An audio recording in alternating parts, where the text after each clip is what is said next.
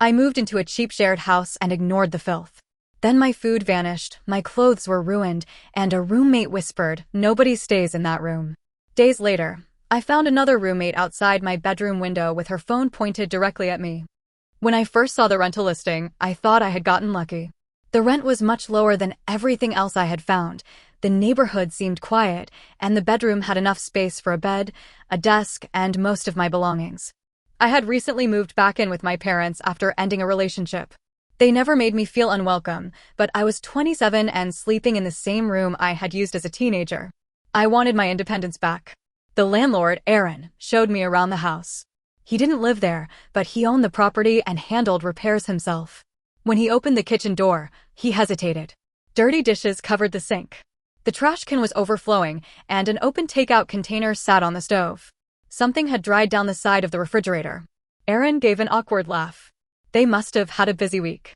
I should have paid more attention to the condition of the house. Instead, I focused on the price. Aaron said 3 women lived there. He described them as friendly and explained that everyone shared responsibility for the common areas.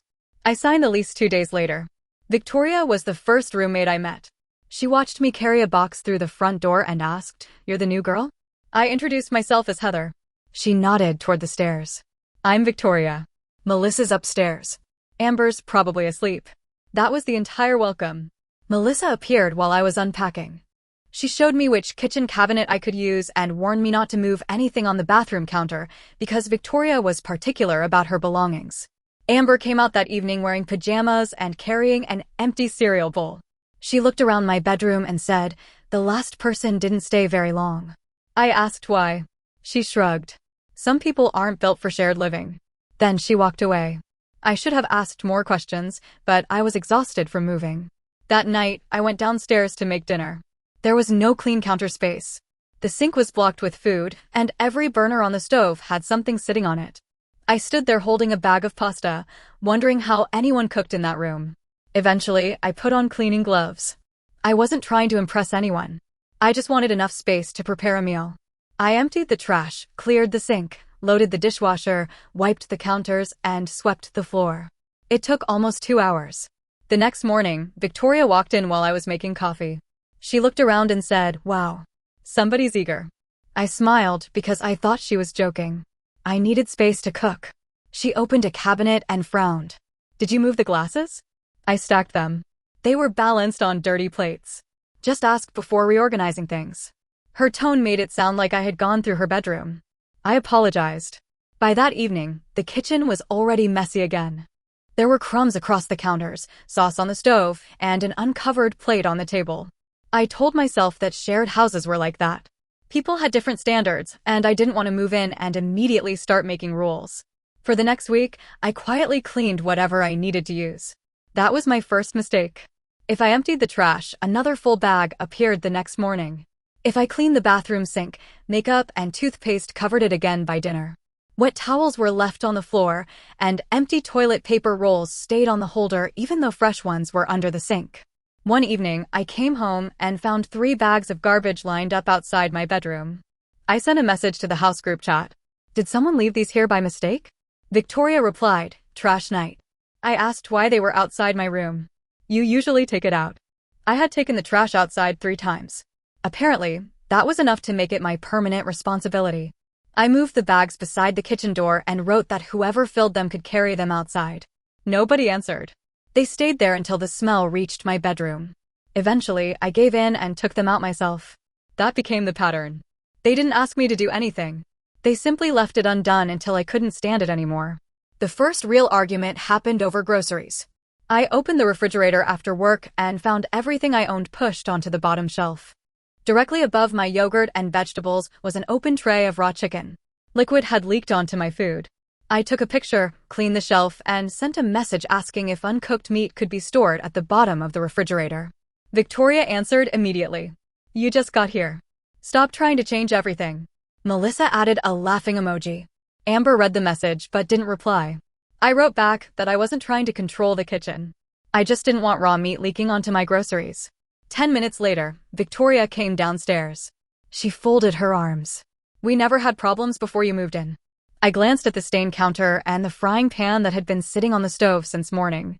Maybe nobody said anything before. Her expression hardened. The last girl complained about everything too. Is that why she left? Victoria smiled, but there was nothing friendly about it. She made everyone uncomfortable. After that conversation, the house changed. Nothing dramatic happened at first. It was all small enough to deny. My laundry was removed from the washing machine before the cycle finished and dropped into a basket while it was still soaking wet. My shampoo started disappearing faster than normal. I marked the bottle with a pen, and 2 days later, the liquid was above the mark because someone had added water. Small amounts of food vanished. A yogurt.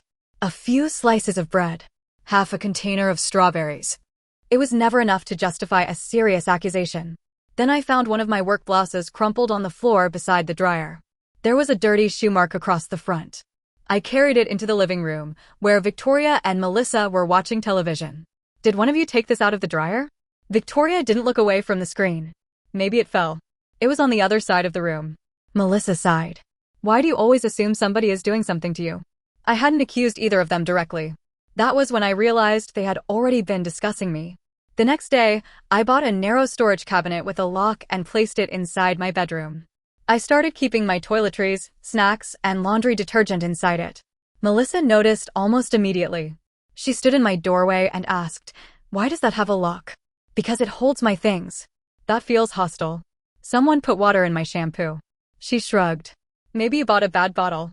I asked her to leave my room. That evening, Victoria announced that we needed a house meeting. The three of them were sitting around the dining table when I came downstairs. Victoria had written notes. She said there had been tension since I moved in and that my behavior was making everyone uncomfortable. I asked what behavior she meant. She listed photographing the kitchen, locking away my belongings, accusing people of stealing, and refusing to participate in house responsibilities. I've cleaned more than anyone else since I moved in. Amber finally spoke. Nobody asked you to. That sentence hit harder than anything Victoria had said. Then why do you leave trash outside my bedroom? Victoria called it a misunderstanding. Melissa said I was being dramatic. Amber claimed she didn't want conflict, even though she was participating in a meeting designed to corner me. I went upstairs before I said something I would regret. After that, I began documenting everything. I photographed the kitchen when I came home. I saved screenshots of messages and wrote down when my belongings were moved or damaged. I hated doing it. I felt ridiculous building a record over dirty dishes and missing groceries, but the roommates became completely different whenever visitors came over. They cleaned the living room, lit candles, and acted cheerful. Victoria introduced me as our quiet roommate and smiled as though we were all friends. The moment the visitors left, the whispering started again. One night, I heard Victoria say, "She's probably listening." Melissa replied, "She always is." I was inside my own bedroom with the door closed. A few days later, I contacted Aaron. I explained that the common areas were repeatedly left in an unsanitary condition and that someone had interfered with my belongings. I attached pictures of the trash bags and the kitchen. He replied that roommate disagreements were usually best handled among the tenants. He said to contact him if there was actual damage to the property. So I looked more carefully. The cabinet beneath the sink had swollen from a slow leak, and dark spots had begun spreading along the back panel. There was also mold forming behind the kitchen trash can. I photographed both and sent them to him. That got his attention. Aaron sent a group message saying he would inspect the house on Monday because of possible water damage. Victoria confronted me less than an hour later. "You reported us?" I reported the leaking sink and the condition of the kitchen. "You've been taking pictures behind our backs." I took pictures of shared rooms. She stepped closer. "You cleaned when you first moved in. Now you're using the mess against us. Cleaning once didn't make me your housekeeper." Her jaw tightened. "You don't belong here." I was too tired to pretend there was still a way to fix things. "Then let me out of the lease." Victoria laughed. "Aaron won't do that. You don't know what he'll do. Nobody wants that room." I stared at her. What does that mean? For the first time, she looked like she had said too much. She lowered her voice. "Nobody stays in that room." I barely slept that night. The room had supposedly been vacant when I viewed the house, but Aaron had never said how many tenants had lived there before me. The next morning, I saw our neighbor Keith bringing in his trash cans. We had spoken a few times, so I tried to sound casual when I asked whether the house had always been rented to 4 people. He looked toward my window. "I think so. That room changes a lot, though. What do you mean? I've seen several women moving boxes in and out over the past year. He didn't know why they had left, but it confirmed that Victoria had been telling the truth about one thing. Nobody stayed. Later that day, I found an old envelope wedged behind a hallway cabinet. It was addressed to someone named Julie and had been delivered less than a year earlier. I found her through social media and sent a careful message explaining that I had moved into her former room. I asked whether she had experienced any problems in the house. Her first response was, "Are Victoria, Melissa, and Amber still there?" When I said yes, she asked if we could meet. We met at a coffee shop the following afternoon. Julie looked uncomfortable before I had even explained what was happening. I told her about the garbage outside my door, the missing food, the damaged blouse, and the watered-down shampoo. She covered her face with one hand. They did the shampoo thing to me too. Julie said her problem started after she asked them to stop leaving dirty dishes for days. At first, they dismissed her. Then they began moving her laundry, using her groceries, and denying things that happened directly in front of her. "They make you question yourself," she said. "Nothing seems serious enough on its own, but it never stops." She had complained to Aaron, but he refused to become involved beyond repairing damage to the property. Eventually, she left early and lost part of her deposit. Julie gave me screenshots of old messages showing the same pattern. Victoria accused her of being controlling. Melissa called her unstable. Amber stayed quiet until she needed to support the other two.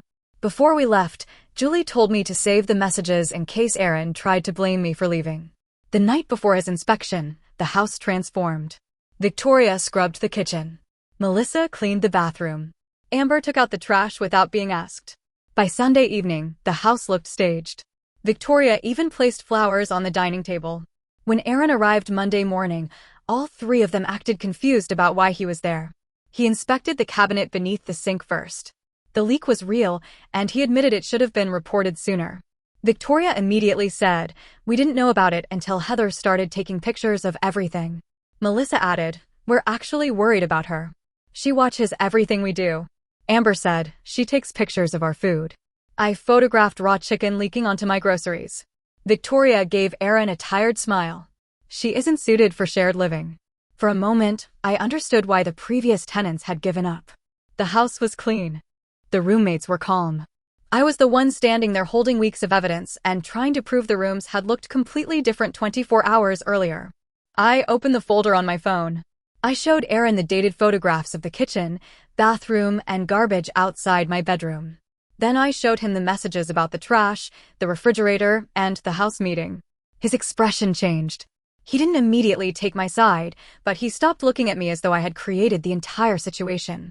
Aaron told everyone that the common areas needed to remain clean and that nobody was permitted to touch another tenant's belongings. Victoria smiled sweetly. Of course. After he left, the house went silent. That evening, I closed my curtains and stayed in my room. A little after 9, I noticed movement through a narrow gap beside the window. My bedroom was on the ground floor facing the backyard. I pulled the curtain aside. Amber was standing near the fence with her phone raised toward my window. The moment she saw me, she lowered it. I opened the window. "Were you filming me?" "No. Your phone was pointed at my room. I was taking pictures of the fence." In the dark. She stepped backward. Aaron asked for pictures of the damage. "What damage?" She didn't answer. She hurried inside through the back door. I took a picture before she disappeared. Then I called Aaron and asked whether he had told Amber to photograph the fence. He said no.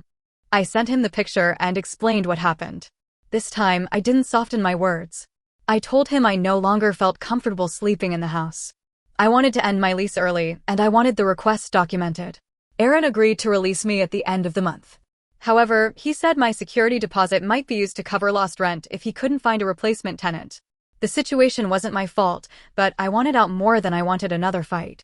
I agreed to leave. When the roommates found out, they celebrated openly. Victoria played loud music while I packed. Melissa asked whether I planned to leave my kitchen shelves behind. Amber passed me in the hallway and said, "This is probably best for everyone." I looked at her. "You were standing outside my window." She rolled her eyes. "I already told you what I was doing." Aaron had confirmed she was lying, but arguing with her would change nothing. So I stopped trying to prove myself to them. I also stopped cleaning anything that wasn't mine. I didn't create a mess. I kept my dishes in my bedroom and washed them immediately after using them. I stored my food separately, carried out my own trash, and used the smaller downstairs bathroom that the others avoided because the shower pressure was weak. I simply stopped protecting them from the way they lived. For the first few days, Victoria seemed convinced I would give in. She left an overflowing trash bag beside the kitchen door and walked past it repeatedly. Melissa filled the sink with dishes and complained loudly about the smell. Amber ran out of toilet paper upstairs and sent a group message asking who had used the last roll. I ignored it. Within a week, the house looked worse than it had when I moved in. Victoria cornered me near the stairs. "You're still living here. You need to contribute. I clean everything I use." That isn't how a shared house works. Apparently it was when you left garbage outside my bedroom. She called me petty. Maybe refusing to help was petty, but I wasn't damaging anything. I was no longer hiding how much work I had been doing. Aaron informed us that he would begin showing my room to potential tenants. He warned everyone to keep the shared areas presentable, but did not give an exact viewing time. 2 days later, I was packing books when I heard the front door open. Aaron had arrived with a woman named Grace. Victoria came running down the stairs. "You didn't say you were coming today." Aaron reminded her that he had warned everyone about possible viewings. Grace stepped into the kitchen and stopped. The trash can was full. Dirty dishes covered the sink, and an old takeout container had leaked across the counter. She asked, "Does it always smell like this?" Nobody answered. Grace looked toward the hallway leading to my bedroom but didn't ask to see it. She thanked Aaron and left after less than 5 minutes. As soon as the front door closed, Victoria turned on me. "You did this on purpose." "I haven't touched anything in that kitchen." "That's exactly the problem." Melissa joined her. "You knew someone might be coming. So did all of you. You could have taken the trash out." "It isn't mine." Victoria raised her voice. "You're trying to make us lose the house." "No. I stopped making it look cleaner than it is." Aaron was still standing in the entryway. Victoria seemed to forget that. She pointed at me. "Every girl who moves into that room does this. They come in, act better than everyone else, and cause problems when we don't live by their rules." Aaron looked at her. "Every girl." Victoria froze. I opened the messages Julie had given me and showed them to Aaron. I explained that her experience had matched mine almost exactly. Victoria called Julie bitter. Melissa said she had been unstable. Aaron asked why multiple tenants had reported the same problems. Nobody answered. Amber came into the hallway. "Heather is making everything sound worse than it was." I asked, "Why were you outside my window?" She said she had already explained it. Aaron interrupted. "You told her I asked you to photograph the fence." I didn't. For once, Victoria had nothing ready to say. Aaron gave them 24 hours to clean the common areas. If he had to hire professionals, the cost would be charged under the lease. Victoria shouted that I should pay part of it because I still lived there. Aaron looked at the pictures again. Heather documented the condition of the house and repeatedly reported it. She also kept her own room clean. He wasn't defending me out of kindness. He was protecting his property. Still, it was the first time someone with authority acknowledged that I wasn't causing the problem. After Aaron left, Victoria stood in the kitchen doorway. "Are you happy now?" "I'm relieved." "You've ruined everything. I asked you to stop touching my belongings. You came into our house and judged us. I paid rent here. It was my home too." She laughed bitterly. "You were never going to fit in." That was the closest she came to admitting what they wanted. They didn't want another equal roommate. They wanted someone who would pay part of the rent, clean the house, replace supplies, and remain quiet. The next day, they cleaned because Aaron had threatened to charge them. The house remained quiet during my final week. Amber avoided me. Melissa stayed in her room. Victoria watched me carry boxes outside without offering to hold the door. On my final morning, I cleaned my bedroom and photographed every wall and surface. Victoria appeared as I was closing the last box. "You know the next person will probably be normal." I picked up the box. "Maybe the next person won't stay quiet." I carried my belongings outside and left without saying goodbye. My new apartment was smaller and more expensive. The kitchen was barely large enough for one person, and the bathroom door scraped against the floor whenever I opened it. It was still the most peaceful place I had ever lived. On my first night there, I sat on the floor eating takeout because I hadn't unpacked the table. The silence felt unfamiliar at first. Then it felt safe. Aaron inspected my old bedroom the following day. Because I had photographed everything before leaving, there was no dispute over its condition. He initially said he would hold my deposit until someone rented the room. I sent him the evidence again, including Julie's messages and the picture of Amber outside my window. I explained that the room was difficult to rent because of an ongoing problem he now knew about, not because I had abandoned the lease without cause. He deducted a small final utility charge and returned the rest. A few weeks later, Julie messaged me. She said she had spent months wondering whether she had overreacted by leaving. Knowing the same things had happened to me made her angry, but it also confirmed that she hadn't imagined the manipulation. 2 months after I moved out, Aaron contacted me again. The roommates were disputing charges for professional cleaning and damage to the common areas. He asked whether I still had the photographs from before the inspection. I forwarded the dated pictures and messages without adding anything. Victoria refused to pay her portion of the cleaning and repair costs. She moved out before the lease was renewed. Melissa left soon afterward because she couldn't afford the rent without Victoria sharing the expenses. Amber stayed a little longer, but eventually her mother helped her move out. Aaron changed the rental agreements for future tenants and began conducting regular inspections. I don't give him much credit for that. He ignored the situation until it threatened his property and income. But at least the next tenant wouldn't be completely alone. I knew what would happen when I stopped cleaning up after my roommates. I knew the house would deteriorate before Aaron found someone to replace me. I could have cleaned the kitchen one last time and made the room easier to rent. But that would have hidden the truth from another woman. Maybe refusing to help was petty. Sending Aaron every photograph after I left may have been revenge. Still, I didn't create the conditions that cost them money. I only stopped protecting them from the consequences. So was I wrong for letting the landlord and the potential tenant see exactly how my roommates lived, knowing it could cost them money and possibly their home?